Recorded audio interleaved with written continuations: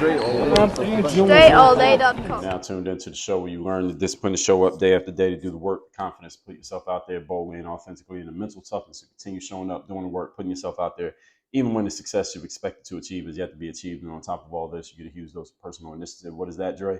That is go-getter energy that moves any one of us, including yourself, to go and make things happen instead of wait for things to happen. And then we put all this together into a series of frameworks, approaches, insights, strategies, and techniques all underneath the umbrella of one unified philosophy that is called Work on Your Game.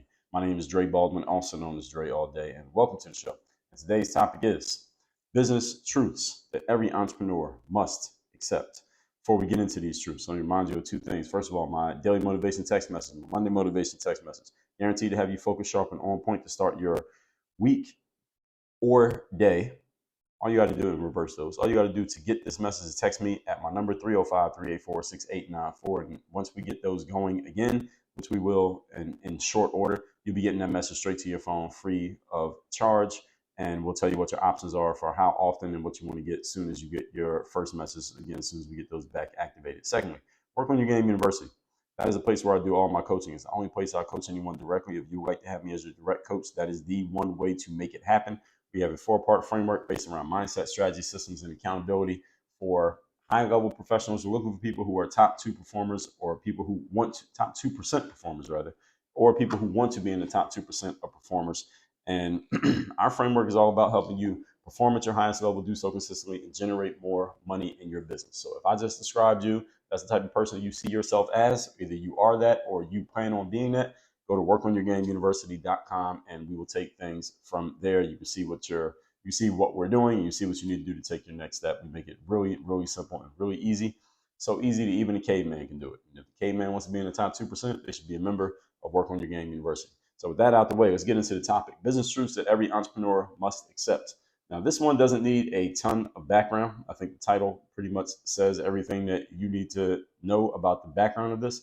So today and tomorrow, because this is going to be, the last time I had a multi-part series, I kept saying it was only, at first I thought it was 1 episode, then I thought it was 2, it turned out over 3. This is a 2-part series, so today and tomorrow. So today and tomorrow, what I'm going to do is share some truths that you need to accept and emotionally understand when you are running a business, you are owning a business, or if you are considering running a business, some things you must understand as an entrepreneur.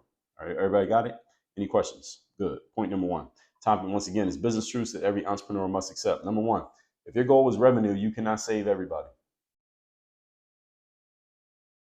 If your goal is revenue, i.e., you are running your business because you are focused on generating revenue and hopefully profit, because revenue minus expenses equals your profit. That's the money you get to take home, or at least put in the bank and keep until you decide to do otherwise with it. If that is your goal, you cannot save everybody. Now, this dovetails perfectly with what we talked about in yesterday's masterclass, which is why you need to go high ticket in your business. When you go high ticket in your business, one of the inevitable challenges that someone may have mentally with the concept of going high ticket is that now you cannot serve the same people that you were serving when you were low ticket. If you're selling a product for $100 and you start selling that same product for $10,000, you're going to have a lot fewer customers in just overall numbers. And overall volume, you're going to have fewer customers. Why? Because there are fewer people who will spend $10,000 than there are people who will spend $100. That's just simple math. However, you will actually end up generating more money by selling things for $10,000 than selling them for $100. Even though you have fewer people, you end up with more money. Anyone here who is in business, you tell me if I got that right or wrong.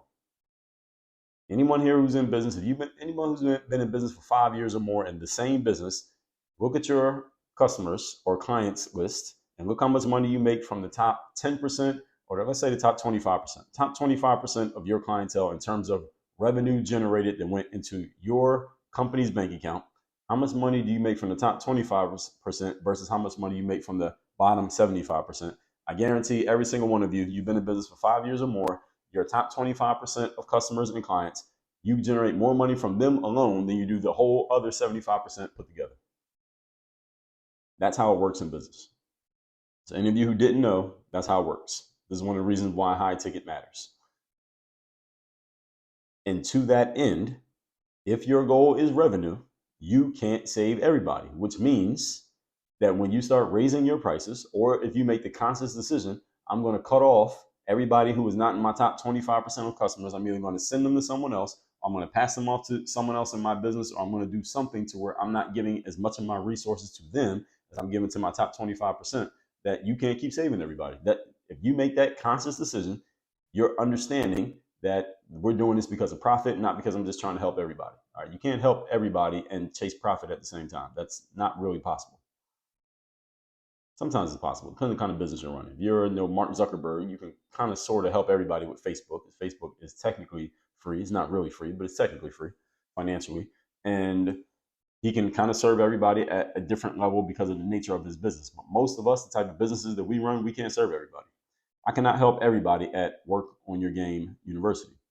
And not everybody wants to be helped at Work on Your Game University. Meaning not everybody wants to come there and be helped. Once they're there, they want to be helped, but not everybody wants to go there.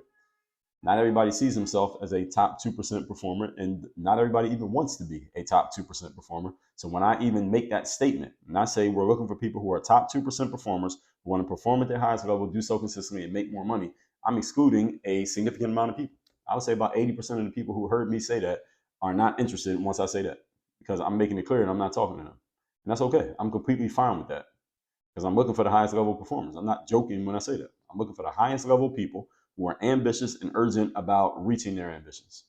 That ain't everybody. I know it's not everybody, and I specifically say it that way because I know it's not everybody. And you need to have that same understanding emotionally and mentally about how you're running your business, if you're going to go high ticket in your business, or if you're just doing business, period. If you're looking for profit, meaning you want to make as much money as you can in your business, which should be one of your highest level priorities when you run a business, because it is your mandate to make money. You can't save everybody, because not everybody's willing to part with their money in order to get what you're offering, period. And if they're not willing to part with their money, then you can't do business with them, because it's not business if nobody's paying. Now, you can do charity. If you want to start a 501c3 organization and you want to be a charitable donator, go ahead, go do that. But this ain't the show for you, because that ain't what I'm talking about here. I'm talking to entrepreneurs. So you got to decide what you want to be. Remember, the process of achieving anything in life is who you're going to be, what you're going to do, then you get what you're going to have, in that order. Who do you want to be? That's the first question. If your goal is maximizing your financial return, you need to focus on the people who can and will pay you money. You can't maximize financial return giving everything away for free. That's not possible. That makes no logical sense, makes no financial sense.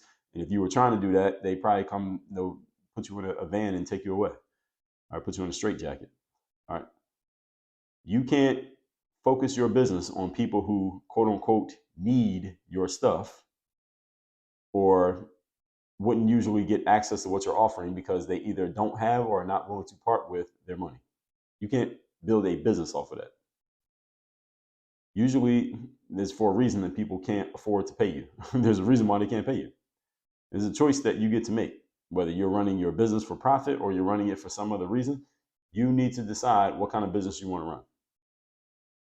It doesn't make you wrong or right which way you choose to run your business, but understand that you are making a choice. You are choosing directly whatever choice you make, and you must make a choice. And if you don't make a choice, then that's making a choice in itself. And that choice will be reflected in your outcomes. So if your job, as you see it, is to produce a maximum revenue for your business, and hopefully that leads to profit, you got to focus on people who can actually give you the money that produces revenue. A hint for that is look for people who are already doing it. People who are already producing revenue for you. Remember that human beings are creatures of habit. And even big bureaucratic organizations are still run by human beings who, again, are creatures of habit. So the organizations who show you that they can and will spend the type of money that you're looking for are the people you should be looking to do business with, not trying to turn organizations who have never done so into organizations who will.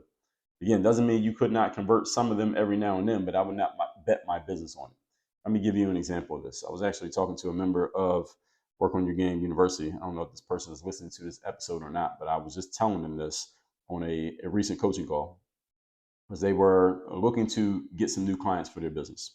And they were telling me which clients they were thinking about reaching out to. And I asked them, why are you thinking about reaching out to these specific clients? Why did you target them?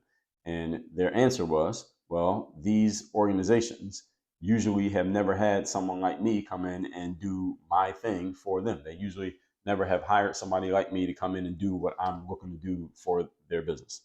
And I said to this individual, I said, have you thought about why they've never hired somebody like you before? And they didn't have an answer.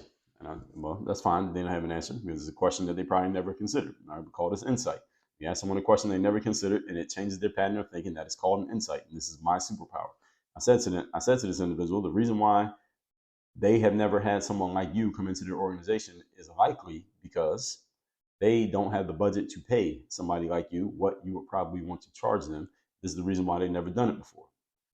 But on the other hand, are there a bunch of other organizations out there who continually, routinely, always hire people like you to do exactly what you're offering? And the person's answer was, yeah, of course. I said, okay, how about you target them instead of targeting these people who've never done it before? Because getting someone to do something that they've never done before, even a big bureaucratic organization like some kind of corporation or let's say a college or a government, right, getting them to do something different than what they've always done is an uphill battle. But getting someone to do more of what they are already doing is pretty simple. All you got to do is put yourself in front of them and show them, hey, you did that one, and that one. Okay, now I'm next in line. It's much easier to get someone to follow their own patterns, their own habitual patterns, than to get them to change their patterns. Doesn't matter who it is. Everybody follow what I'm saying here? As a person who works as a coach in Work on Your Game University, which you hear me talk about at every episode of the show, it is much more likely that the next person who joins Work on Your Game University is a person who has already in the past, sometime in their life, has hired a coach or hired a consultant rather than someone who's never hired a coach or never hired a consultant. It's much more likely the next person is someone who's done it before with maybe somebody else and then they just chose me as their next one than someone who's never done it before and I'm bringing them into a whole new habit and a whole new pattern of something that they've never done before. I'm not saying it's impossible because there are people who are members of Work on Your Game University right now who before me had never hired a coach before in their lives. They were familiar with the concept of coaching. They knew that coaches existed, but they personally had never hired a coach. I was the first one they had ever hired. And I'm happy to say that. And hopefully they consider it a good idea, as we get through what we're getting through. At the same time, many people who are members of the university right now, I would say a majority of them, meaning more than half, are people who have had coaches and consultants before. I just happen to be where they went to maybe after the last one. The last one didn't do a good enough job, so they came over to me. Hopefully they stay around and I'm the last one they ever had. Point is, people are creatures of habit. Let people do what they're used to doing. Don't try to get them to do something brand new. If your focus is generating revenue, again, find people who are already paying for thing X, and then you sell them your version of thing X. Why? Because they already know what it's like. You don't have to educate them on the concept of paying for thing X because they paid for thing X before. Everybody understand this? Instead of getting someone to do something brand new, it's much easier because again, they don't have to be educated. They don't have to get through the mental. They don't have to get over the mental hurdle of doing the thing because they've already done the thing. You're just offering them to do that same thing that they've always done. You're just offering them to do it with you instead of doing it with them over there. That's it. It's a much easier sell. So, organizations who show that they can and will spend the type of money that you're looking for in your business, on your business, those are the people that you want to do business with. Don't try to turn people or organizations who have never done a certain thing into a person or an organization who does do a certain thing. That's you're kind of popping their cherry. And again, it's not impossible, but it is harder than it looks. And on the surface, it seems like a great idea. All right, it seems like a great idea because you're looking at it like, oh, this is a blue ocean. I have no competition. Nobody else is trying to sell anything to this person. Why don't I sell my thing to this person? Well, here's the truth, folks. Most of us are not that smart. What I mean by that is, if you look around and you see that no one has ever tried to sell, or no one seems to be trying to sell thing X to a certain audience, and you say, well, I got thing X, why don't I sell it to them? Because nobody else is selling to them. There's probably a reason why nobody's selling to them because they have already shown that they're not willing to buy it. Does everybody understand this? It's not because you're just the first genius to think about selling to them. Somebody has already tried and they died in the process. I'm just trying to save you from dying in the process of trying to do the same thing, thinking that you're the first one who thought of it. You're not the first one who thought of it. Does everybody understand what I'm saying here? Good. Again, I'm not saying that it's impossible to convert someone from never doing a thing into actually doing a thing, because all of us at some points in our lives have gone from never doing something to doing something. Right? It happens to all of us at different points in life. Some of us do it more often than others, but if my bet was I just want to get someone to do more of thing ABC, I want to go find someone who's already doing thing ABC, just get them to do it with me. Much more likely they're going to buy. Okay, point number 2. Today's topic, once again, is some truths, business truths that every entrepreneur must accept. Point number 2, unpredictability is part of the game. Unpredictability is part of the game. Now, this is not to say that you cannot create a business that is sustainable and produces a consistent amount of returns on a predictable basis. Of course, you want your business to be predictable. You want to be able to sit down at a table or go to a whiteboard or to a spreadsheet and say, okay, this is what I'm projecting our business is going to do in quarter 1, quarter 2, quarter 3, quarter 4 of the next year, and be pretty much accurate within 5 to 10%. It'd be great if you could set a business up that way. And there are many businesses that are set up just like that. That is also to say, here's the caveat to the caveat, that unpredictability should be expected in any business, even when your projections have been fairly accurate up to this point. There's only a matter of time before they're not accurate. All right. So predictability is a good thing. That's the reason why we have systems as part of the 4-part framework of what we do at Work on Your Game University. At the same time, you do not have the same guarantee of outcomes that you would have if you were, say, a full-time employee. If you're a full-time employee, you know you're getting a check every 2 weeks.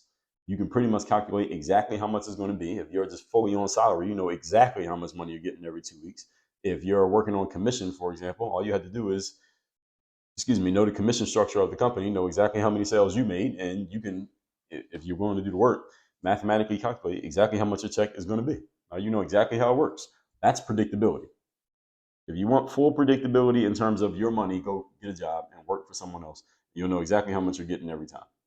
That's full predictability. So comparatively, this game is much more unpredictable, and that's a feature of the game. That's not a bug of the game. Feature of the game is that it's unpredictable. You need to accept that this unpredictability is part of the deal if you're going to run a business. This is why I have emphasized one of the greatest assets in the entrepreneurial space that an entrepreneur can have is having a bulletproof mindset and a strong stomach. You need both.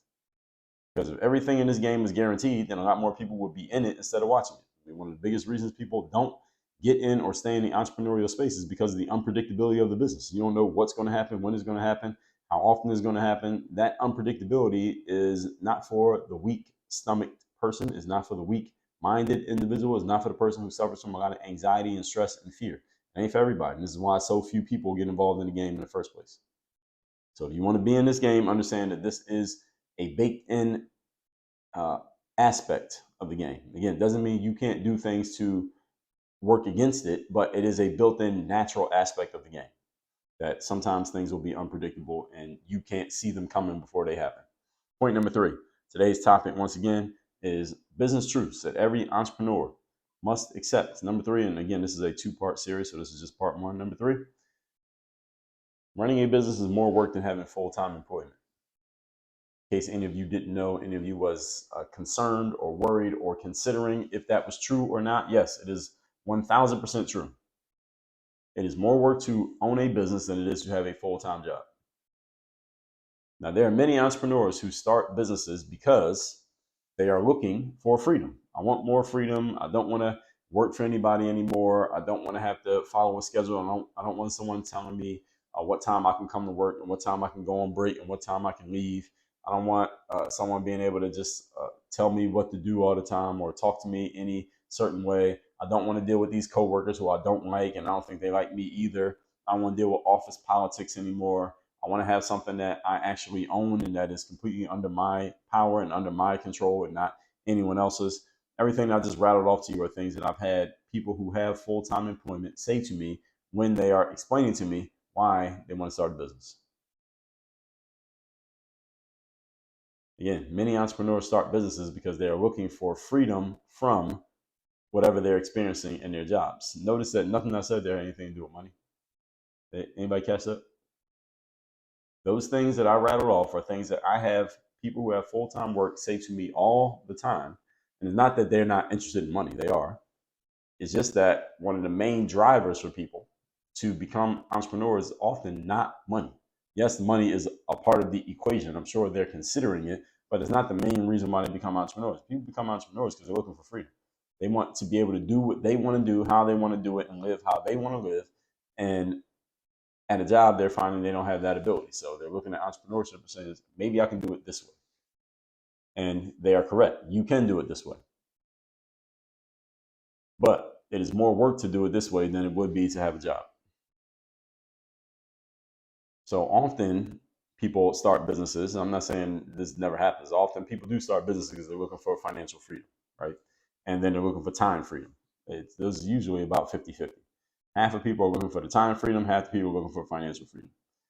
And the truth is, however, when you start a business, you're going to have much less time while you're getting your business off the ground than you had if you just kept your job. Kept the job and didn't start a business. Now, if you keep your job and start a business, you're going to have zero time. Now, if you quit your job and start a business, you're going to be working more on the business than you ever worked as your job. Why? Because a job, you can clock in and clock out. Business is no clocking out, especially when it's yours and you're getting it off the ground.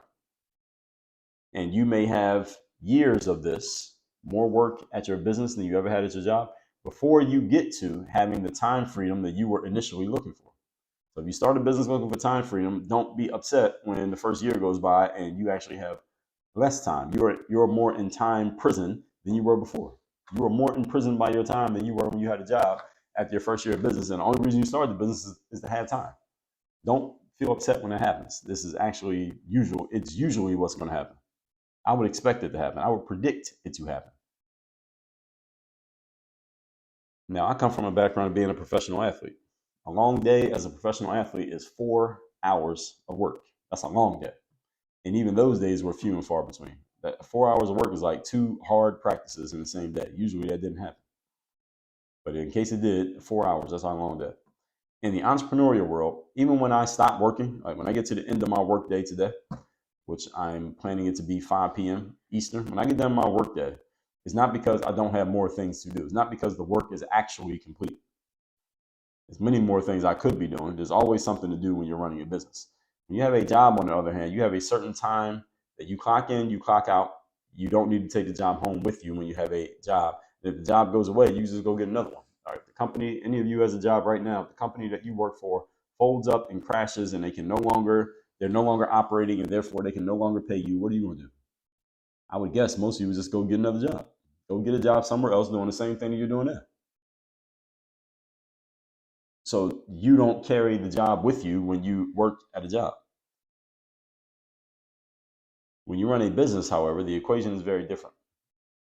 The business is yours. It goes with you. When you get done working for the day, it's not because the work is done. It's simply because you're done working for the day. There's a difference. Those are two different things.